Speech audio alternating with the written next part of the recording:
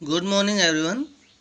हम इस लेसन को कंटिन्यू करते हैं। हमने इससे पहले वाले पैराग्राफ में पढ़ा था कि एम हैमल जो है फ्रेंच को बताते हैं कि बेटा फ्रेंच लैंग्वेज नहीं सीखी या फ्रेंच लैंग्वेज को इतना ज़्यादा आपने इम्पोर्टेंस नहीं दिया, उसके लिए आप अकेले दोषी नहीं हो। अल्सेस के जो लोग हैं उनके साथ तो प्रॉब्लम यही है। और उसके आगे कहते हैं your parents are not inexpensive enough to have you learn, they prefer to put you to work on a farm और at the mills so as to have a little more money. कहते हैं कि बेटा आपके जो parents थे were not inexpensive enough, वो भी ज़्यादा इनएक्सेसिव यानी ज़्यादा चिंतित नहीं थे टू हैव यू लर्न कि तुम सीखो पढ़ाई करो। They prefer to put you to work, उन्होंने भी प्रेफर किया, प्राथमिकता दी कि तुम्हें काम पे लगा दिया जाए ऑन अ फार्म और एट द मिल्स, कि किसी फार्म पर या किसी मिल पर यानी किसी खेत में या किसी कारखाने में काम पर लगा दिया जाए। So as to have a little more money, ताकि थोड़ा और अधिक उनको धन मिल जाए। एंड आई, और मैं, कहते हैं मैं भी तो इसके लिए ब्लेम्ड हूँ। I have been to blame also, मैं भी तो इसके लिए ब्लेम हूँ, मैं भी तो इसके लिए दोषी हूँ। Have I not often sent you to water my flowers instead of learning your lessons? कहते हैं कि क्या मैंने अक्सर तुम्हें नहीं भेज दिया था। वाटर यहाँ पे वर्ब है, माई फ्लावर्स मेरे फूलों को पानी देने के लिए, इंस्टीड ऑफ के बजाय, लर्निंग और लेसन्स तुम्हारे लेसन्स को लर्न करने के बजाय क्या मैंने तुम्हें नहीं भेज दिया था मेरे फूलों में पानी देने के लिए। And when I wanted to go fishing, और जब कभी मैं फिशिंग के लिए जाना चाहता था, did I not just give a holiday, क्या मैंने तुम्हें छुट्टी नहीं दे दी थी। Then, from one thing to another, M. Hamel went on to talk of the French language, saying that it was the most beautiful language in the world, the clearest, the most logical, that we must guard it among us and never forget it, because when people are enslaved, as long as they hold fast to their language, it is as if they had the key to their prison. कहते हैं कि फिर उसके बाद M Hamel जो हैं वो एक चीज़ से दूसरी चीज़ के बारे में बताना उन्होंने जारी रखा। From one thing to another, ये पहले एक चीज़ के बारे में बताने लगे, फिर दूसरी चीज़ के बारे में। एम हैमल वेंट ऑन यानी कंटिन्यू करना, जारी रखना, टू टॉक यानी बातें। एम हैमल ने अपनी बातों को जारी रखा ऑफ द फ्रेंच लैंग्वेज, कौन सी लैंग्वेज की, फ्रेंच लैंग्वेज के बारे में। सेइंग, ये कहते हुए कि ये जो लैंग्वेज है ये दुनिया की सबसे खूबसूरत लैंग्वेज है। द क्लियरेस्ट, ये दुनिया की सबसे स्पष्ट लैंग्वेज है। द मोस्ट लॉजिकल, और ये दुनिया की सबसे तार्किक, लॉजिकल भाषा है, तार्किक है। And we must guard it among us, इसीलिए हमें अपने बीच में इसको बचा के रखना चाहिए। एंड नेवर फॉरगेट इट, और कभी भी इसको भूलना नहीं चाहिए। यानी यहाँ पे हम कह रहे हैं कि we should respect our mother tongue, कि हमें हमारी जो मातृभाषा है उसका सम्मान करना चाहिए, उसे हमारे बीच जिंदा रखना चाहिए। पता है क्यों? Because when people are enslaved, क्योंकि जब लोग एनस्लेव्ड होते हैं, गुलाम हो जाते हैं किसी के, as long as they hold fast to their language, तो जितने लंबे समय तक वो अपने लैंग्वेज पर अपनी होल्ड को फास्ट रखते हैं, अपनी पकड़ को मजबूत रखते हैं, तो it is as if they had the key to their prison, तो ये ऐसा ही होगा जैसे मानो उनके पास उनकी जेल की चाबी है। प्रिजन यानी जेल, की यानी चाबी। मतलब ये कह रहे हैं कि अगर हम हमारे मदर टंग को अपने बीच जिंदा रखेंगे, तो अगर हम गुलाम भी हो जाते हैं तो यही एकमात्र साधन है जो हमें उस गुलामी की कैद से मुक्त करवा सकता है। Then he opened a grammar and read us our lesson, उसके बाद कहते हैं कि उन्होंने ग्रामर की बुक ली और उसी में से हमारे लिए एक लेसन उन्होंने पढ़ा, यानी हमें एक पीरियड पढ़ाया। I was amaze to see, मैं ये देख कर बड़ा खुश था, how well I understood it, कि मैं कितना अच्छे से इसको समझ गया था। All he said seemed so easy, I think too that I had never listened so carefully and that he had never explained everything with so much patience. कहता है कि मैंने ये भी सोचा कि शायद आज से पहले मैंने कभी इतने केयरफुली उनको सुना नहीं था, या फिर उन्होंने भी कभी लाइफ में इतने पेशेंस के साथ हर चीज़ को हमें एक्सप्लेन नहीं किया था, समझाया नहीं था। पर जो भी था, चाहे उन्होंने आज लाइफ में पहली बार इतना अच्छा समझाया हो, या लाइफ में पहली बार मैंने इतने ध्यान से उनकी बातों को सुना हो, पर आज उन्होंने जो भी हमें पढ़ाया, कहता है कि वो मुझे बहुत ईजी लगा। It seemed almost as if the poor man wanted to give us all he knew before going away. and to put it all into our heads at one stroke. कहते हैं कि it seemed, ऐसा लगता था, almost as if, लगभग जैसे कि, जो पुअर मैन है, बेचारा जो आदमी है, यहाँ पे कौन है वो बेचारा आदमी, M Hamel, wanted to give us all, ऐसा लगता है कि वो wanted चाहता था, to give us all, कि वो हमें वो सब कुछ दे दे, ही न्यू, जो जानता था, यानी जितनी उसको नॉलेज थी वो सारी नॉलेज हमें दे दे, ऐसा हमें लगता था, बिफोर गोइंग अवे, जाने से पहले, and to put it all in our heads at one stroke, और ये सारी नॉलेज वो पुट इनटू, वो डालना चाहता था, आवर हेड्स, हमारे दिमागों में, हमारे मस्तिष्कों में, एट वन स्ट्रोक, एक ही झटके में, एक ही प्रयास में. After grammar we had a lesson in writing. कहते हैं ग्रामर पढ़ाने के बाद उन्होंने हमें एक और लेसन पढ़ाया जो कि राइटिंग में था. That day M Hamel had new copies for us written in a beautiful round hand, France Alsace. कहते हैं कि उस दिन जो एम हैमल हैं वो हमारे लिए नई कॉपीज लेके आए थे जिन पर बहुत ही खूबसूरत और राउंड यानी गोल गोल शब्दों में हैंड यानी हाथ से लिखा हुआ था, France अल्सेस. They looked like little flags floating everywhere in the schoolroom, hung from the road at the top of our desks.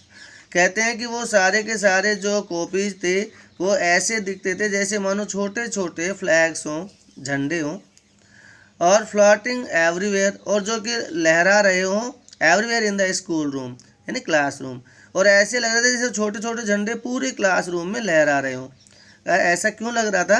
क्योंकि आप आगे बताते हैं, हंग फ्रॉम द रोड, क्योंकि सारी जो कॉपीज थी उनको उन्होंने क्या किया था, एक लोहे की रोड, छड़ी, डंडा जो भी कहें, उससे उन्होंने टांगा हुआ था at the top of our desk, जो हमारी डेस्क थी, मेज थी, उसके टॉप पार्ट पर.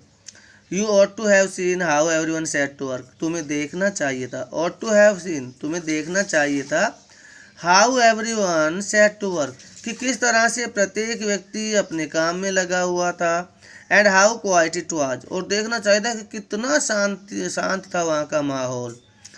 The only sound was the scratching of the pens और द पेपर्स. कहते हैं कि वहाँ पे केवल मात्र एक आवाज़ सुनाई पड़ रही थी, और वो थी पेन का पेपर के ऊपर स्क्रैच करने की आवाज़. यानी जब पेन पेपर पर चलता है तो उसके जो खुरचने से जो आवाज़ आती है निब से, वो आवाज़ वहाँ सुनाई दे रही थी. कहते हैं कि एग्जाम्पल दिया कि कितने बिजी थे. वंस सम बीटल्स फ्लू इन, एक बार कुछ भंवरे जो थे, बीटल्स होते हैं भंवरे, वो उड़ करके अंदर आ गए. But nobody paid any attention to them, लेकिन किसी भी व्यक्ति ने, पे अटेंशन यानी ध्यान देना, नोबडी यानी किसी ने भी नहीं, टू दैम यानी उनकी ओर, पर किसी ने भी उनकी ओर ध्यान तक नहीं दिया. Not even the little ones, यहाँ तक कि छोटे बच्चों ने भी ध्यान नहीं दिया. Who worked right on tracing their fish hooks, जो कि इस समय जो फिश हुक्स थे उनको ट्रेस कर रहे थे. फिश हुक्स होते हैं जो मछली पकड़ने के लिए जो कांटा यूज करते हैं, उसकी पिक्चर है यहाँ पर. उसको बच्चे ट्रेस कर रहे हैं, ट्रेस मीन्स उसका चित्र बना रहे हैं पेपर पर रख करके. As if that was French too, ऐसा कर रहे थे, वो बिजी थे उनके साथ, जैसे कि वो एक फिश हुक का चित्र नहीं बना रहे हैं, बल्कि वो भी फ्रेंच लैंग्वेज ही पढ़ रहे हैं. On the roof the pigeons cooed very low, छत पर जो पिजन्स थे, कबूतर थे, कूड ये होती है sound which is produced by the pigeons, कबूतर जो आवाज़ करते हैं उसको कू बोलते हैं. तो कह रहे हैं छत पर जो कबूतर थे वो भी आवाज़ कर रहे थे, लेकिन वेरी लो, बहुत धीमे धीमे. And I thought to myself है ना, मन ही मन सोचा, तो मैंने मन ही मन सोचा, will they make them sing in German even the pigeons, कि क्या ये जर्मन जो लोग हैं ये पिजन्स को भी जर्मन में ही बोलने देंगे, यानी क्या इनको भी अपनी मदर टंग चेंज करने देंगे. तो इस पर भी मैं आपको बता दूं, एक बार क्वेश्चन आया हुआ है, तो ध्यान रखना है इसका, कि इसको पूरा अपने तरफ से देना है कि मदर टंग एक ऐसी चीज़ होती है दैट कम्स नेचुरली, जिस पर कि कोई भी आदमी फोर्सफुली आपको क्या नहीं कर सकता, कंपेल नहीं कर सकता. तो कह रहे हैं कि जो पिजन्स हैं, क्या ये लोग जर्मनी के लोग, जैसे कि स्कूल्स में इन्होंने बोल दिया कि कोई भी फ्रेंच लैंग्वेज नहीं पढ़ेगा यहाँ पर, तो क्या ऐसा ये लोग जहाँ के जानवर हैं उनको भी पाबंद करेंगे? ऐसा वो सोचते हैं. When ever I looked up, जब कभी भी मैंने ऊपर देखा, फ्रॉम माई राइटिंग, मेरी राइटिंग से यानी मैं जो लिख रहा था, लिखते लिखते जब मैं कभी भी ऊपर देखता था, I saw M Hamel sitting motionless in his chair and gazing first at one thing then at another. कहते हैं मोशनलेस, मोशनलेस यानी एकदम शांत स्थिर, सिटिंग यानी बैठे हुए थे, इन चेयर अपनी चेयर में, गेजिंग यानी स्टेयरिंग घूर रहे थे, बड़ा ध्यान से देख रहे थे।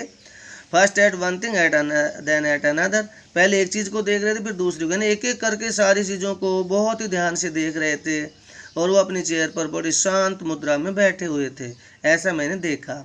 एज इफ, और ऐसे देख रहे थे हर चीज़ को जैसे कि मानो ही wanted to fix in his mind just how everything looked in that little classroom. कहते हैं छोटे से क्लासरूम में जैसे जैसे चीज़ें रखी हुई थी ऐसा लग रहा था शायद वो इन चीज़ों को बिल्कुल वैसे ही सेम तरीके से अपने माइंड में फिक्स करना चाहते हैं, अपने दिमाग में इनको यादों में बसाना चाहते हैं। फैंसी, वाह कमाल है। For 40 years he had been there, 40 सालों से वो यहीं पर हैं, इन द सेम प्लेस, इसी स्थान पर हैं। With is garden outside the window, इसी बगीचे के साथ हैं जो खिड़की के बाहर दिख रहा है। And is classroom in front of him, और इसी क्लासरूम के साथ हैं जो उनके सामने है। जस्ट लाइक दैट, बिल्कुल ऐसा ही। Only the desk and benches had been worn smooth, कहते हैं केवल जो यहाँ पे डेस्क हैं या बेंचेज हैं यही बस वॉर्न स्मूथ हुई है, यानी घिस घिस करके चिकना हो जाना, तो यही थोड़ा घिस करके चिकनी हुई है ना, इनमें ही थोड़ा चेंजेज आया है। और उसके अलावा किन किन में चेंजेज आया? The walnut trees in the garden were taller, कहते हैं कि जो वॉलनट ट्रीज हैं अखरोट के पेड़ बगीचे में वो भी थोड़ा अब क्या हो गए हैं, बड़े हो गए हैं। And the hop wine that he had planted himself, कहते हैं कि जो एक बेल इन्होंने लगाई थी, हॉप वाइन बेल है ये, जो इन्होंने खुद ने प्लांट की थी, लगाई थी, वो भी अब क्या हो गई है, twinned about the Windows, twinned यानी मुड़ तुड़ जाना होता है वैसे, विंडोज के साथ में, अर्थात खिड़की के सहारा लेकर के खिड़की के आसपास घूमते फिरते वो भी अब रूप यानी छत तक पहुंच गई है। How it must have broken his heart to leave it all, poor man, कहता है बेचारा आदमी कैसे इन सारी चीज़ों को छोड़ सकता है, उसका तो दिल ही टूट जाएगा। His sister moving about in the room above, उसकी जो बहन है वो ऊपर के रूम में किसी चीज़ को मूव कर रही है, खिसका रही है। पैकिंग द ट्रंक्स, वो ट्रंक्स को पैक कर रही हैं, ट्रंक्स है ना तो जो बड़े बड़े बक्से होते हैं लोहे के, उनको पैक कर रही हैं। For they must leave the country next day, क्योंकि निश्चित रूप से उनको कल ये कंट्री छोड़ना ही है।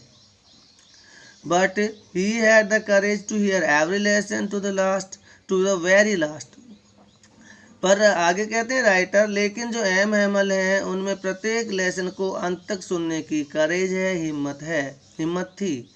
आफ्टर द राइटिंग के बाद, यानी लेखन का जो एक हमारा क्लास हुआ जिसमें कि राइटिंग पार्ट था, उसके बाद we had a lesson in history, उसके बाद हमें एक लेसन हिस्ट्री में पढ़ाया गया। And then the baby chanted their ba be bi bu, और उसके बाद छोटे छोटे जो बच्चे थे उन्होंने चांटेड यानी दोहराया था, क्या, अपनी बा बेबी, जैसे हमारे यहाँ बा रखड़ी होती है वैसे ही। Down there at the back of the room, और कमरे में जो पीछे का हिस्सा था वहाँ पर ओल्ड हॉसर, बूढ़े जो बुजुर्ग जो हॉसर थे वो बैठे हुए थे। हैड पुट ऑन स्पेक्टेकल्स, उन्होंने अपने स्पेक्टेकल्स यानी पुट ऑन यानी पहने हुए थे, स्पेक्टेकल्स यानी आई ग्लासेज यानी चश्मा लगाया हुआ था।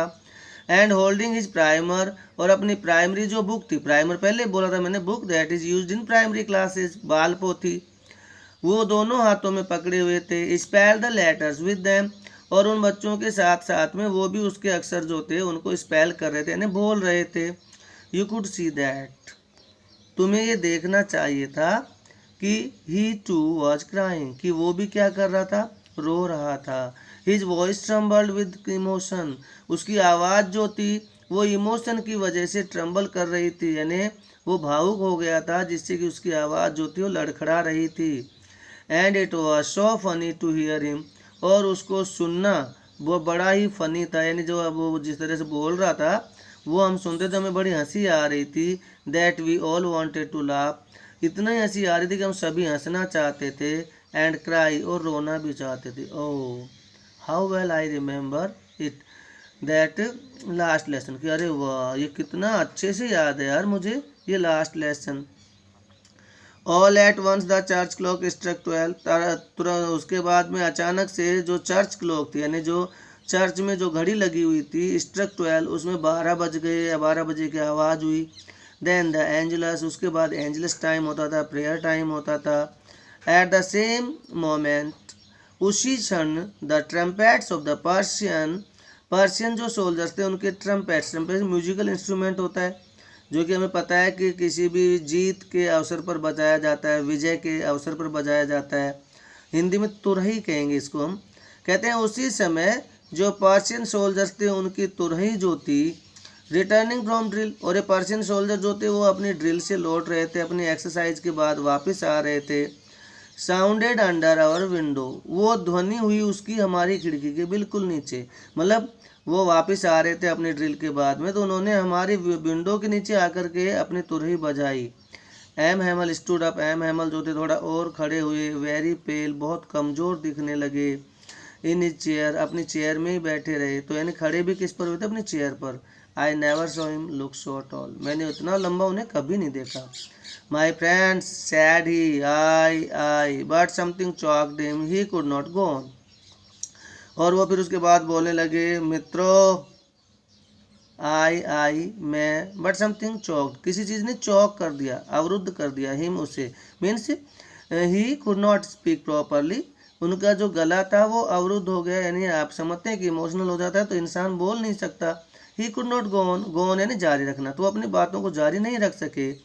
Then he tremble to the blackboard, उसके बाद then he return to the blackboard, उसके बाद वो वापस ब्लैक बोर्ड की तरफ आए। टूक ए पीस ऑफ चौक, एक चौक का टुकड़ा लिया। And bearing on with all his might, और अपनी पूरी ताकत से इसको पकड़ा। He wrote as large as he could, और उसने उतने बड़े बड़े अक्षरों में लिखा जितना वो लिख सकता था। वाई वे ला फ्रेंड्स, चलो आपको अब जर्मन की इंग्लिश के साथ साथ फ्रेंच लैंग्वेज के कुछ वर्ड बताते हैं। वाई वे ला फ्रेंड्स, ये इंग्लिश वर्ड्स नहीं है।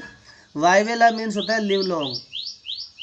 अच्छा, लिव लॉन्ग मीन्स जिंदाबाद, तो हिंदुस्तान जिंदाबाद, तो वैसे ही ये क्या है? फ्रांस जिंदाबाद। Then he stopped and lean his head against the wall, उसके बाद उन्होंने लिखना बंद कर दिया और अपना सिर जो था दीवार की ओर झुका लिया। एंड विदाउट ए वर्ड, और एक शब्द के बिना, बिना कुछ बोले, ही मेड ए जेस्चर, उन्होंने एक जेस्चर किया। जेस्चर यानी क्या होता है? इशारा किया। टू अस, हमारी ओर। विद हिज हैंड, अपने हाथ से, और बोले इशारा क्या था? School is dismissed, you may go, कि बेटा स्कूल की छुट्टी हो गई है। डिसमिस हो गया, यहाँ पे छुट्टी हो गई है, और यू मे गो, और अब आप जा सकते हो। अभी आप मत जाइएगा। ओके बच्चों, अब इसका जो आपका जो क्वेश्चन आंसर्स हैं उसका पीडीएफ जो है टेलीग्राम पे भेज दिया जाएगा।